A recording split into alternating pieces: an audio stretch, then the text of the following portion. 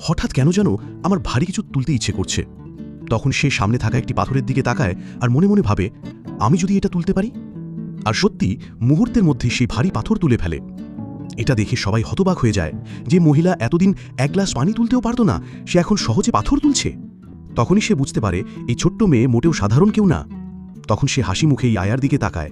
ইয়ায়া তখন বলে, আমার বাড়ি গ্রামের মধ্যে। সেই মহিলা বলে, তোমাকে সেখান পর্যন্ত পৌঁছে দিই?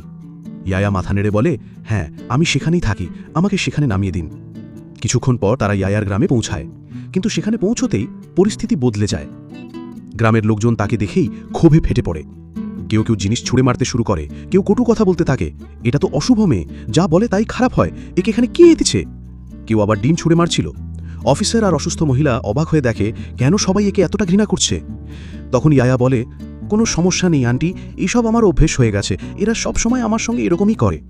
পুলিশ অফিসার তখন তাদের সামনে গিয়ে তাদের ধমকাতে থাকে, কিন্তু তবুও তারা পিছু হাঁটে না।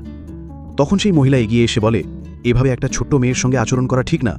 ও কি এমন ক্ষতি করেছে তোমাদের? আর ওর মা বাবা কোথায় থাকে? একজন গ্রামবাসী বলে, এখানে ওর কোনো আসল মা বাবা নেই। যাদের সঙ্গে ও ছিল তারা তাকে কিনে এনেছিল। আর ও যা বলে ঠিক তেমনই ঘটে, তাই আমরা মনে করি ও অভিশাপের মতো।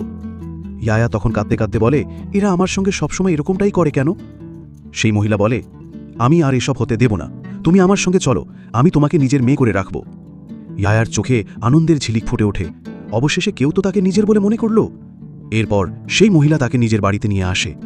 বিশাল দালান, চারপাশে সুন্দর আসবাবপত্র আর আরামদায়ক পরিবেশ দেখে ইয়ায়া মুগ্ধ হয়ে যায়। সে খুশিতে ঘর ঘুরে দেখতে থাকে, কিন্তু তখনও সে জানত না এটাই আসলে তার নিজের বাড়ি। সম্পূর্ণ মুভিটি দেখতে চ্যানেলের বায়োতে এবং এই ভিডিওর ডেসক্রিপশনে ইউটিউবের লিংক দেয়া আছে।